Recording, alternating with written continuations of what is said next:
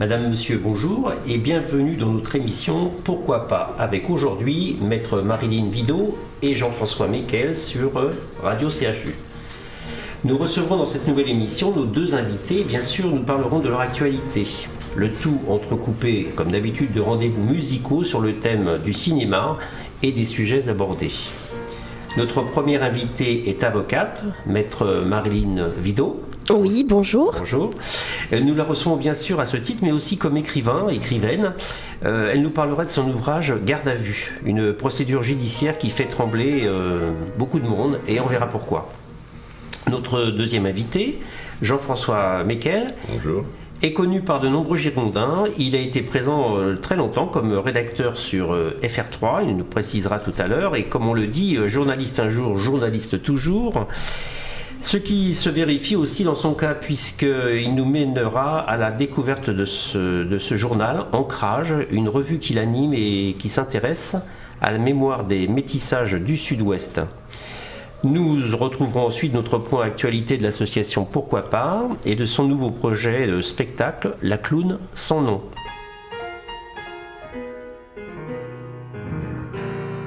Alors Pourquoi pas anime le collectif des Amis du Clown Chocolat. Elle est adhérente de la Fédération française pour l'UNESCO et partage ses idéaux. L'association organise des événements, bâtit des projets artistiques et culturels variés autour des valeurs de fraternité, de citoyenneté et de laïcité.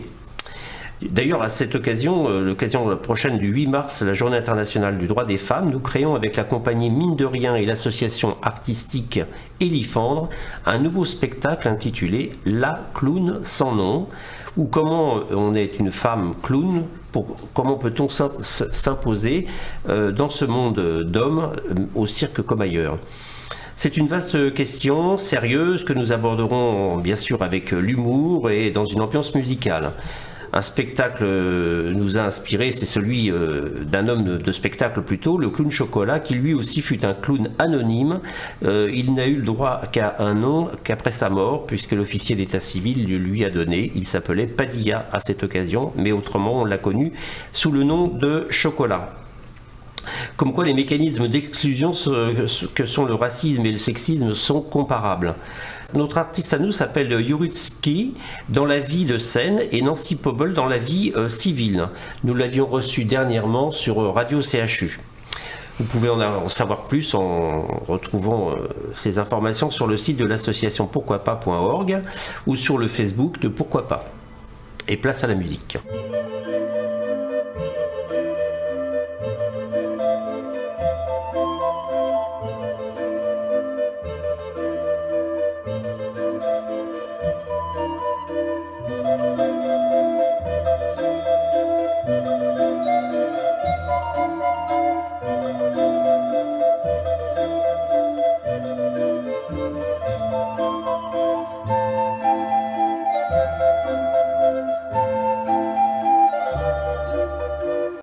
Nous venons d'écouter la musique du film Garde à vue, qui doit être familière pour beaucoup d'entre vous, composé par Georges Delerue, qui est né en 1925 à Roubaix et est mort en 1992 à Los Angeles, un voyageur. Il était compositeur et musicien français, il a participé à plus de 348 musiques de films. Et on retrouve dans cette ambiance un limonaire qui va, au fur et à mesure de l'évolution du film, prendre une importance de plus en plus forte. Et puis ça sera, pour ceux qui ne l'ont pas vu, l'occasion de retrouver Lino Ventura, Michel Serrault et Romy Schneider. Donc Garde à vue, c'était le titre du film. Garde à vue, c'est le nom du livre de Marilyn Vidot, ici présente, qui va nous parler bien sûr de ce livre.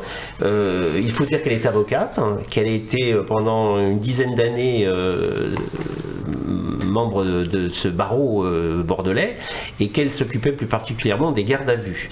Alors merci déjà d'être présente à Radio CHU et de répondre aux questions et nous dire un petit peu comment tout ça s'est mis en place. Voilà. Comment tout ça s'est mis en place? C'est un peu dur, pardon. Non, c'est intéressant. Au contraire, en fait, c'est vrai que je pratiquais l'assistance à personne en garde à vue hebdomadairement, le week-end, la nuit, j'étais de permanence parfois. Ça faisait vraiment partie de mon quotidien. Ou hebdomadaire, enfin je sais plus exactement ce que je viens de dire, mais ce que je veux dire par là, c'est que je commençais à avoir une certaine expérience en tant qu'avocate du fait d'aller dans les commissariats et les gendarmeries et de rencontrer des personnes qui étaient enfermées. Et au fil du temps, certainement, j'ai eu envie de témoigner de quelque chose, de raconter des choses par rapport à ce que je commençais à savoir de cette accumulation de rencontres, d'expériences. Et donc, j'ai commencé à vouloir témoigner de ça avec l'écriture. Parce que l'écriture, ça, justement, c'est cet outil intéressant, important, parfois riche, extraordinaire, même parfois pour certains, qui permet de relater, de faire la synthèse, de dire autrement des choses que parfois on aurait du mal à dire oralement aussi. Voilà.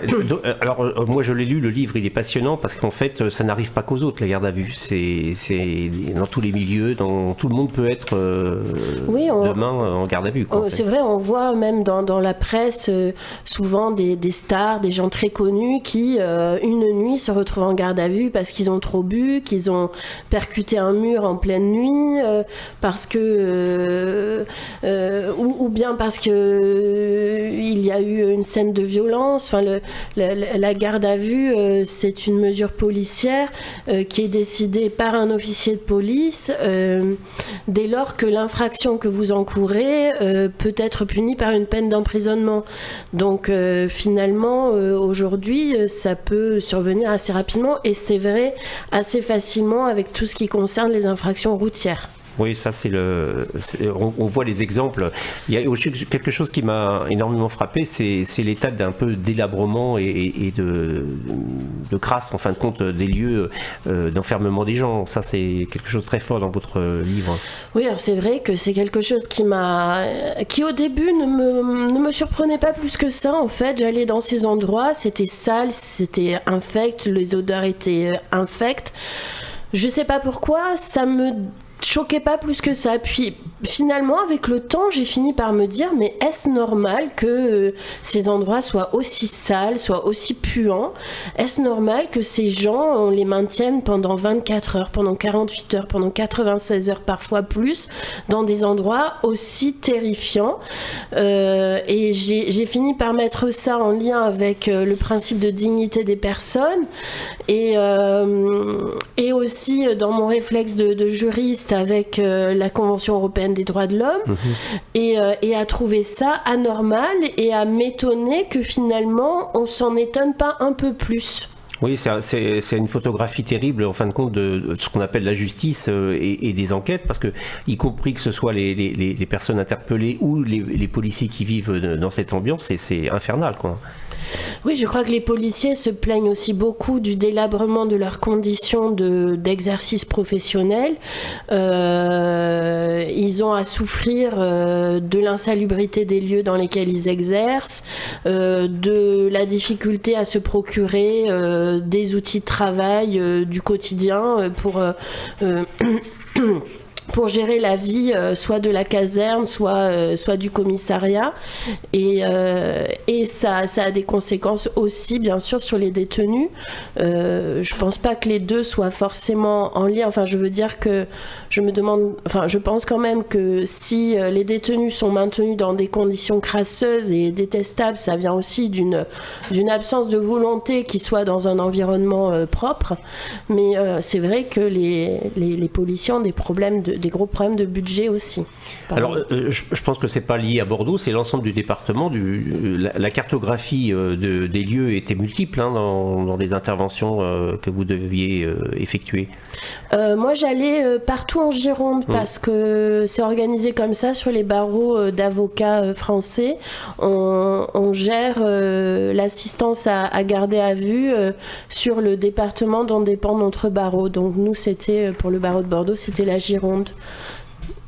Oui, et alors justement, faut pas croire que ce soit un livre seulement misérabiliste. Il y a aussi un peu d'humour, notamment dans la façon de découper cet ouvrage qui fait 150 pages, qui s'appelle donc Garde à vue et qui paraît aux éditions Atland. Vous pouvez sur Radio CHU ou auprès de l'association Pourquoi pas en avoir quelques exemplaires si vous êtes intéressé. Donc il y a Respire ta justice comme chapitre, voilà, l'innocente vulnérabilité. Le livre est découpé en chapitres qui, comme je disais tout à l'heure avant l'entretien, pourraient tout à fait entrer dans le cadre d'une pièce de théâtre assez intéressante d'ailleurs. Oui, ce serait effectivement intéressant, une belle idée que de transformer ces chapitres en morceaux de pièces, en temps de pièces de théâtre. Oui, ça serait une superbe idée à creuser, à voir. À creuser. Eh ben, on va la creuser. Donc, quels étaient pour vous les cas les plus saillants qui vous aient interpellé? Et encore maintenant, est-ce qu'on peut avoir une idée ou... En fait, j'étais interpellée par plusieurs types, par plusieurs genres de situations. La délinquance dite ordinaire, courante, du type qui réussit pas sa vie, qui rate sa vie, même on pourrait dire en le jugeant comme ça de l'extérieur, enfin qui est enseveli sous la drogue, l'absence de culture, l'absence de langage, la violence. La vie, la pauvre vie de cité, de malheur, ça me touchait infiniment, même si ça ne relevait pas des grandes affaires ou des affaires qui font la une ou des affaires qui font le plus parler. Moi, ça me touchait beaucoup. Après, les affaires qui sont édifiantes, c'est les affaires, selon moi, de violences sexuelles et particulièrement sur les enfants. Là, c'est vraiment lourd, dur, difficile à envisager d'un point de vue psychologique et en même temps extrêmement édifiant et passionnant, malheureusement aussi, mais très triste. Voilà, en gros. Bon, écoutez, donc on vous renvoie donc à la lecture de ce livre, Garde à vue de maître Marilyn Vido. Un peu de légèreté peut-être après vos propos et de la musique.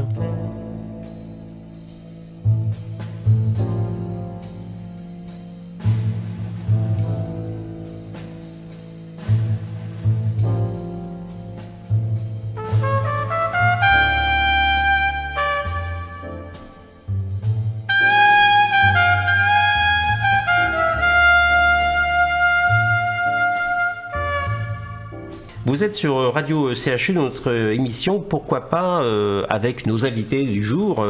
Et je me tourne vers Jean-François Meckel, qui est notre invité du jour et qui va nous parler à la fois de lui, en tant que parcours d'une vie de journaliste, et puis de son travail actuel, sa passion actuelle, c'est-à-dire qu'il continue avec le livre Ancrage, la revue Ancrage.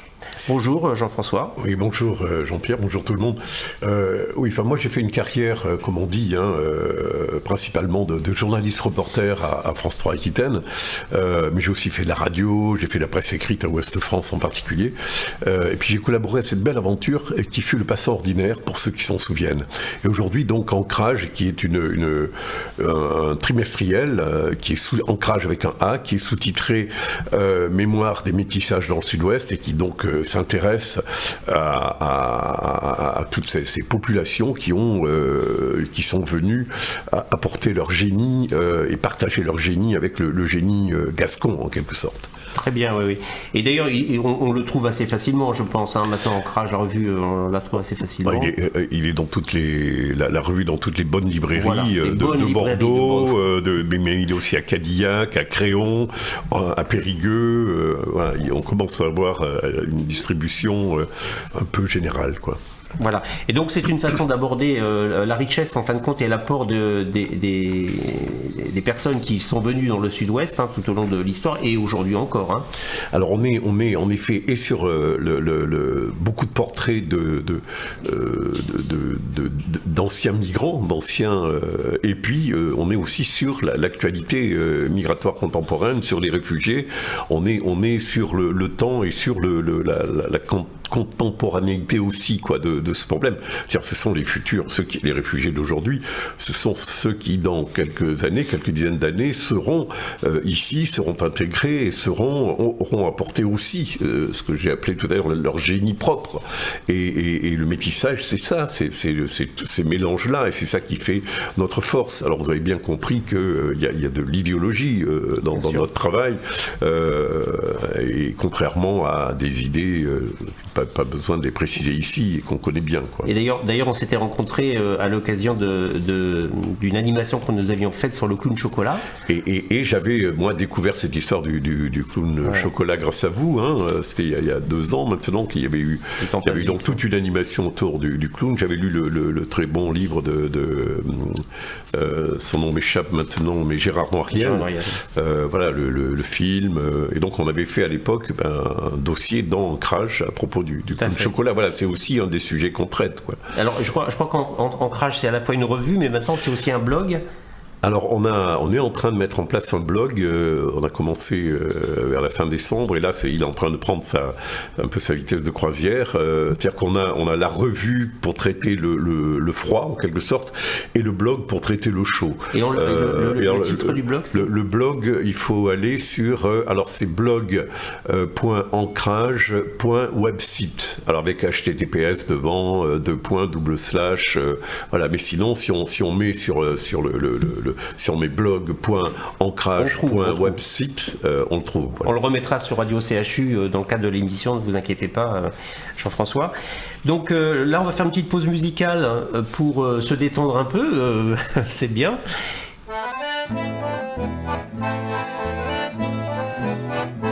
Il fait encore nuit, elles sortent et frissonnent, le bruit de leurs pas dans la rue résonne. Il fait encore nuit, elles sortent et frissonnent, le bruit de leurs pas dans la rue résonne. Écoutez le bruit de leurs sabots, voilà les ouvrières d'usine. Écoutez le bruit de leurs sabots, voilà qu'arrivent les pennes sardines. Du matin au soir, nettoient les sardines, et puis les font frire dans de grandes bassines. Du matin au soir, nettoient les... Alors, pourquoi les pennes sardines, me direz-vous, cette chanson de marin? Tiens, c'est une question que je vous pose, Jean-François. Pourquoi les pennes sardines, Jean-Pierre?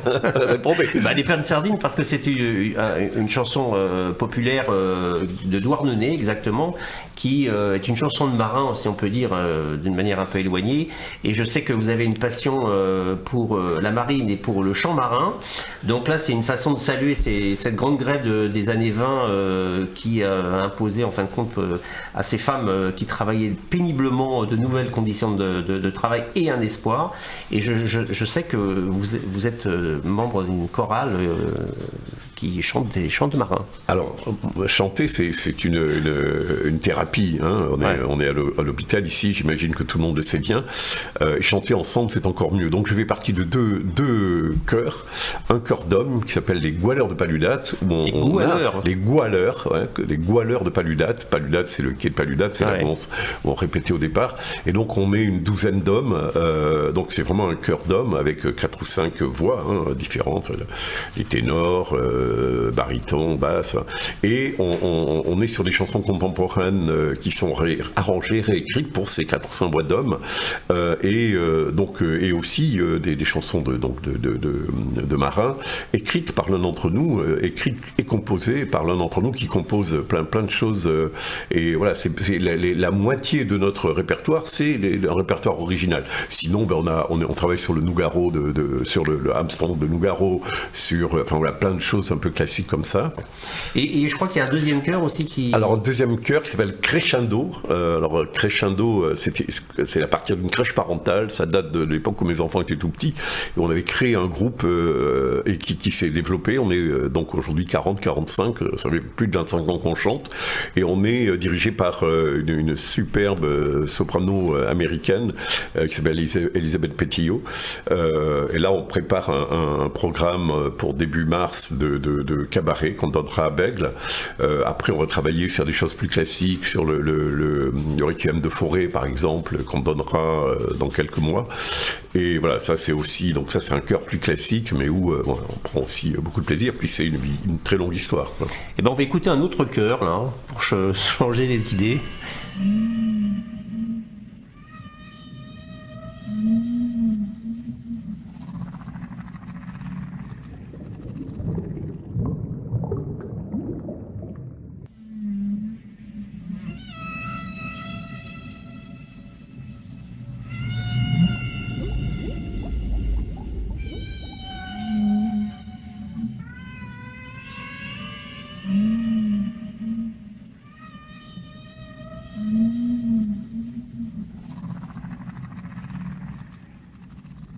Alors bien sûr, chers auditeurs, vous êtes sur Radio CHU et ce n'est absolument pas les goualeurs de la Paludane qui chantaient, encore moins le chœur de Crescendo, mais quelques baleines, et puis les baleines, c'est très joli ce qu'elles chantent et c'est très reposant. Donc vous êtes bien sur Radio CHU, nous recevons Marilyn Vido et Jean-François Mekel qui nous ont fait part de leur actualité, si je puis dire. Donc cette émission arrive bientôt à sa fin. J'aimerais bien, si c'était possible, Marilyn, qu'on relise un extrait du livre Garde à vue. Oui, alors un extrait de ce livre qui est un peu un itinéraire, mon itinéraire d'avocate énervée, je dirais. Souvent, je constatais que les poignets avaient été lacérés par des menottes trop serrées, ce qui avait pour effet de former des stries à la surface de la peau plus ou moins profondes et rouges. C'est en fait un classique de l'interpellation pour une douleur lancinante, ou que les t-shirts déchirés étaient maculés de sang en raison d'une bagarre ou à cause de l'interpellation. C'était difficile à savoir. Ce sont des visages sous des lumières blafardes que j'entrevois. Des visages blancs, ou presque, des visages sombres, souvent. Tout ça sur la chaise du gardé à vue, pas encore condamné. Face à moi, en tête à tête ou dans la geôle qui exhale toujours autant ce mélange inhumain de pourritures variées et capiteuses. J'ai vu des centaines d'hommes sur cette chaise et entendu des centaines de récits. Les ressemblances dans les discours étaient nombreuses. À force de les entendre, je reconnaissais les lieux communs de l'interpellation, les lieux communs du délit. La loi construit les caricatures dans l'esprit, au fil du temps.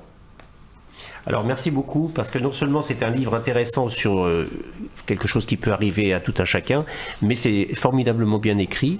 Et vraiment, j'ose espérer qu'on trouve une troupe de théâtre ou quelqu'un qui puisse, en fin de compte, mettre sur scène ces différentes scènes de vie qui sont à l'intérieur de ce livre. Merci beaucoup, Marilyn. D'accord, oui, merci. Jean-François, j'aimerais bien qu'on parle un petit peu d'ancrage, le dernier notamment, qui... Et juste un mot peut-être sur le garde à vue que j'ai lu. Il y a aussi une colère évidente, très très forte dans ce livre, qui est belle aussi. Ancrage, on a un numéro qui vient de sortir, qui est dans les bonnes librairies dont on a parlé tout à l'heure, et qui traite... On amorce, on a traité pas mal déjà, mais on continue sur le problème des harkis, qui dans cette région est important. Donc là, on a un très très beau portrait de Rania, titré la rebelle du Djebel. On travaille aussi sur la mémoire du Rwanda, avec deux témoignages de deux femmes qui vivent à Bordeaux et à Bègle, et qui ont publié des livres autour de leur expérience. C'est quelque chose d'assez fort. On commence à travailler aussi sur les tziganes, Tziganes, avec l'interview et le livre de quelqu'un qui a travaillé longtemps avec les Tziganes dans la région, et c'est aussi passionnant. On vient de sortir aussi un hors-série sur l'Italie, sur les Italiens dans la région, qui est en plus une très belle réalisation formelle, et qui est aussi en vente un peu partout. Voilà. Puis sinon, il y a les numéros de celui de la fin 2017 est aussi encore en vente dans les et puis on peut s'abonner, donc il suffit d'aller sur ancrage.org par exemple. C'est ça, tout est dans ancrage.org. Donc ancrage.org ou le blog dont j'ai donné Et donc s'abonner, c'est pas mal parce qu'on a besoin de soutien, et puis voilà, l'abonnement, ça permet aussi de fonctionner sur la durée, quoi. Ça pérennise un peu les projets. Merci Jean-François pour cette présentation. Merci Marilyn Vidot pour cette venue et explication de votre livre, Garde à vue, je rappelle. Les 2 livres sont en vente dans les bonnes librairies, donc il y a la machine à lire notamment, bien sûr la grande librairie de Bordeaux, la plus grande, Mola, et puis par l'intermédiaire de notre site, notre association Pourquoi pas, où vous pouvez passer les commandes, si je puis dire, et sur Radio CHU aussi, puisqu'on intervient régulièrement ici. Donc merci à vous deux, merci à l'équipe de Radio CHU pour son travail et son accueil, et à très bientôt donc sur nos ondes ici et ailleurs. Donc peut-être un peu de musique pour terminer notre émission.